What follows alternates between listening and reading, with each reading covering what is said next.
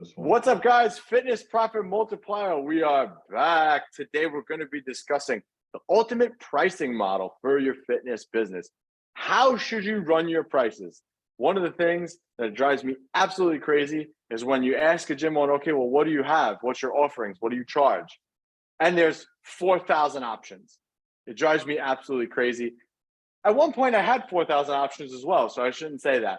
And it makes sense when you're making your price sheet initially. Well, you're like, well, some people want 30-minute sessions. Some people want 60-minute. Some people want to train here for a month. Some people want to train here for a year, 6 months, 3 months. And you kind of put this whole thing together and you have a spread of prices. The problem is with that, a confused mind never buys. And typically if you think about it, when you sit down with somebody and you're talking to them about your packages, you're usually guiding them toward a certain amount of them anyway. You're not just, if you're a good gym owner, you're doing that. If you're a bad gym owner, you're just passing the price sheet over to them and say, hey, which one works, which is not the best way to do that. And we could talk about that on another one. But you don't want to have those arrays. So I want to explain to you guys, well, Jimmy and I are going to explain to you guys how we came up with our pricing structure, why it works the best, and how to really optimize your pricing structure to earn more profit. So Big Jimmy, you ready to talk about good, better, and best? Yep, that's the way to do it. Good, better, and best. Simple. And simple is the way you're going to get your business to be this animal that exists without your influence or input, right? The more complicated you have stuff, the more training you have to train your staff on, the more you have to get your staff to understand stuff. If you try and explain your pricing structure to your grandma and she doesn't get it, or your kid and they don't get it, and you have to like, oh no, well, because this and this, your average client's not going to buy, right? Think fourth grade level. That's the overarching theme that should be governing all of the things that you have to explain to people. Can a fourth grader understand all the things that I'm putting in front of this person? If a fourth grader can't understand it, it's probably not simple enough. And, where Anthony and I both have, advanced degrees and have studied this stuff for a long time and really understand the ins and outs of training, been business owners for a long time. And the more you're in not only the training side, but the business side, which is what we're talking about more, the more you go down that rabbit hole of understanding more about these things, the more simple it actually is, and the more simple you need to explain it to them. Because that's what gets the sale. That's what gets the close. Somebody gets confused with this option, that option, all this other stuff. The client's going to sit there and go, I don't know. Let me get back to you. I don't know. Let me think about it. It opens the door for more objections when it's not black and white, and you can't just go this or this, A or B, right? That's what it has to be. And we like A, B, or C, but then when you present, you kill one of the options and you say A or B, right? And really, our structure is designed to kill 2 of the 3 options, right? And if somebody wants to sign up for the other options, we had somebody sign up for our unlimited package yesterday, and it's great. Like, we love it when people do that, but we really try and kill 2 options and direct them towards 1. But you always have good, better, and best, and the notion of most popular, which is a little psychology trick. But Anthony, what does your structure look like pricing wise? What's your good, better, best? And then I can kind of jump into mine and we can talk about what markets are going to be best for what kind of pricing models. Yeah, think about it as like, when I hear good, better, best, I think of like in a car wash, right? If you go into a car wash, Jimmy doesn't really have a nice car, but you go to a nice car wash and you want to take care. I just love to tease Jimmy. Any opportunity I get to slam him for anything. I don't even know what kind of car Jimmy has, guys. I just love to slam him when I can. So anyway, and that sounded horrible too. I drive a Toyota 4Runner, man. It's a great car. Yeah. Oh yeah. Wonderful. So anyway, so I think of a car wash, right? Good, better, best. They always have that kind of like package that always sticks out to you. And that's not done on accident, right? That package is like the ultimate one where it makes sense money-wise too. They usually like, and I'm just gonna throw numbers out because I don't even remember what it is at the car wash, but they have like $20, $25, and then it's like $35. And typically they push you, or $40 for the last option. And then typically it makes sense, like, I'm just gonna pick the middle one because it's $5 more than this one, and that one's too expensive. So you kind of pick the middle one. That's kind of how you end up there.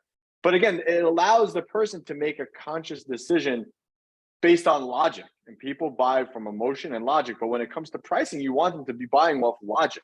So if my prices are just random, let's say it's 200, 400, and I don't know, 1,000.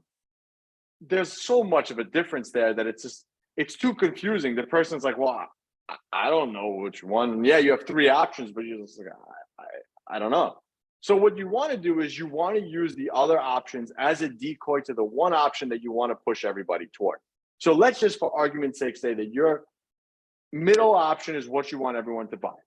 Let's just say that's your bread and butter. Everybody buys it. So let's say it's twice a week, 3 times a week, and 4 times a week. Let's just go with that. So we know that people come into the gym usually 3 times a week. They typically stay a little bit longer. So you want to push people to the middle option, right? So now what you have to do is you have to make the lowest package high enough that it doesn't make sense for them to pick the lowest package, but to pick that middle one. So for example, if that lowest package, which is only twice a week, let's just say we make it 300, and we make the 3 times a week option 350. Now the person's like, well, for $50 a month, it doesn't make sense. I'll just do that. It makes much more sense. So people will make smaller jumps too. I've seen people do like, $289 and then $299 for that second option. So it really makes no sense. Yeah, for $10 more, it's like a no-brainer. I'll just do that. It really just depends on your prices. But you always want to be gearing somebody toward one option. I always like gearing them toward the middle one because I think that middle one is always like kind of where they feel like, hey, it's not the best package, but it's not the lowest package. So they always kind of feel a little bit good about it. I think you push people toward the middle one as well, right? Yeah, definitely. And when we push people that way, the line that we use is, for $50 more a month, you get 50% more sessions, right? So it's a steal, right? And you're going to get 50% more results for $50 more, right? Because you go from 2 to 3, and we just have a $50 jump from 2 to 3, right? And then our jump from 3 to unlimited is like another $150 or $200, right? So we have an anchoring up top where it's like, oh, that's like, they just automatically in their minds delete that one, unless they want all these additional perks, because we have all these additional perks that are involved with the top tier. And some people buy it, but some people will look at it and they go, why the heck would I not get 3, right? Because $50 more, 50% more, you get another session a week, right? You get 4 more sessions a month for $50, right? When you're on the lowest tier, it's like $50 a session, right? So when people start to do that, like kind of mental math, they're like, oh yeah, I'll do 3 times a week. And we know that when people come in more frequently, they get better results, they stay longer, all these things. So you don't really want people to buy 2 times a week. You want people to buy 3. So you want to gear people towards 3, but you also want them to have the autonomy to make the decision themselves, right? So push people towards that 3 times option. And we do something kind of interesting on our price sheet. We highlight it with like a big blue box around the middle option, and we say most popular over the top of it, so that when you're presenting the price sheet, it's like, that's the one their eyes gravitate towards. That's the one that makes the most sense, right? And we list all the perks that are involved, and it works out pretty well for us to guide people towards that option, right? I like the car wash example. Vacuums are the same way if you ever shop for vacuums, right? Like almost everything, right? Just go to Home Depot and walk through the aisles, and you'll see the good, better, best everywhere, right? You see it everywhere. It's like, oh, you have this low option, a little bit more price for something that's much better, and then a huge price increase for something that's marginally better than the middle option, right? And they do that on purpose because it's easier for them to create that middle option, the way that they've manufactured it, the volume, of the product, all this stuff. Good, better, best exists every single place you go to. Go to Starbucks, go to a burger joint, go to Home Depot, go to the car wash, start looking for these things and you'll see how people generate their pricing structure. Yeah, you can't just have random prices written everywhere. And one of the other tactics that we use, so I've used Most Popular before. And again, depending on what I'm trying to gear people towards. So for me, I like people to go to the middle one, but I also want them to kind of take the top one too, because it's our most, like, we obviously make more on that. So we kind of want them to kind of take that one too. So I don't use Most Popular for that one. I'll use best value. So now when they look at it, and it's funny because it happened yesterday, the woman was looking at the price sheet and she's like, yeah, that one's the best value because I could see why that one's the best value. And then she went with that option.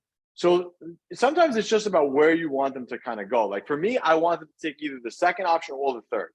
Like I don't mind if they take either one. So that's why I kind of have them close. I don't want them to take the first one. So I make the second one and the third one the options that I'm leaning them toward. And then I highlight that third one as best value. I probably could put Most Popular, but when they actually sit there and do the math, that one is the best value. So that's why I use that option so they can make a decision logically.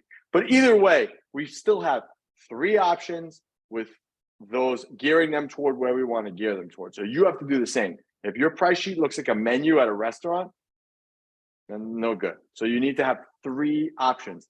And that's not to say that you don't pull out a different price sheet for different things. So Jimmy, what you do this, you have this. Do you want to talk about yours, how you switch to one-on-one? Oh, how I switch the one-on-one? Yeah. So the way that we present our pricing structure is very like psychologically savvy, right? So no matter what somebody's purchasing, and this may or may not be answering your exact question, so you can ask me more in depth when I get done with the explanation, but no matter what somebody's purchasing, whatever we want them to do, it doesn't matter, right? We first present one-on-one pricing as a full hour. That's the first thing we present, no matter what it is that they want or what they came in for, because that anchors them to the highest price thing that you have, right? One-on-one full hour is probably the highest price thing that most of you have in your facility, right? And so we present that pricing and we go, it's $100 a session. It's, and we have good, better, best. So we have our 2, 3, and 4 times per week one-on-one training listed. So it's like, whatever it is, 400, 800, 1600, whatever it is, right? I don't remember exactly, but, or 800 is the bottom, whatever. So we present that to them and then we flip the page over and we go, this is what our small group rates look like, which are significantly less expensive. And then we present that to them in such a way that's like, oh, well, this is way less expensive, but you get basically the same coaching as you would in a one-on-one setting. So unless you have an injury or you really need this one-on-one, this is a better fit for you, So they're already like anchored to a higher price point, and then you present them with the lower price point through that sales meeting. But we push people to half-hour one-on-one if they want to go that route, because that makes the most sense to us in regards to our scheduling and what we can make per session and all that kind of stuff. Because you're charging $100 for a one-on-one full hour, you can charge 60 or 70 for half, and so you're making way more money. You back 2 half hours together, you're making 120, 140 bucks for the hour instead of 100. You got 2 clients there. Anyway, I don't know if that's exactly what you were asking, but yeah, basically my point was that you can use the good, better, best with the different models that you guys have. So if you want to switch it on somebody like Jimmy does, or if somebody just wants, so let's say you do sell large group and you do sell small group, maybe you show them the small group first, and then if that's still too much for them, then you pull it out, but you don't show them all of them at once. We're talking sales now. We moved into from pricing structure to sales, but it's a sales. That's a tactic that Jimmy uses because you're anchoring them to that higher price point. But again, just the point of this whole thing is you have to have intelligent pricing structure that gears them toward the average that you want. So sometimes what you should do is, and most CRM systems do this, they'll tell you how many members you have and what your revenue is. And it should tell you like your average of what your clients are paying you. You always want to kind of be walking that average up. So if your average right now is 400 per member, so now, okay, I'll go back to my pricing. If I want to walk that up, I'm going to gear them toward a 450, whatever, $450, $500 price point thing, because I want to opt that in. I want to bring that up. So how do I do that? I highlight it. I'm most popular. You know, I make another package that's way more that no one would buy. So this way, the higher price one doesn't look like a higher price option. So you always have that ability, but you need to be looking, again, it all boils down to knowing your numbers. Look at your average, and you should, like I said, always try to walk that number up as much as you can, and then gear your prices backwards to try to make that more, because then the more money you make, the more profit that you're going to put in your pocket. Guys, I can't even begin to tell you how excited we are to be doing this with you guys and sharing our knowledge with this. I get a lot of enjoyment out of doing these episodes. I'm sure Jimmy does as well. But if you guys have learned anything or got anything out of this, please leave us a review. You know, click that Apple link, do it on Apple. I think that's like the best one. And just leave us a 5-star review. It definitely helps us to get pushed out in the algorithm more and spread this message around. So if you guys found enjoyment and education out of this, please go and do that now. And until next time, Anthony and Jimmy, Fitness Profit Multiplier, we are out.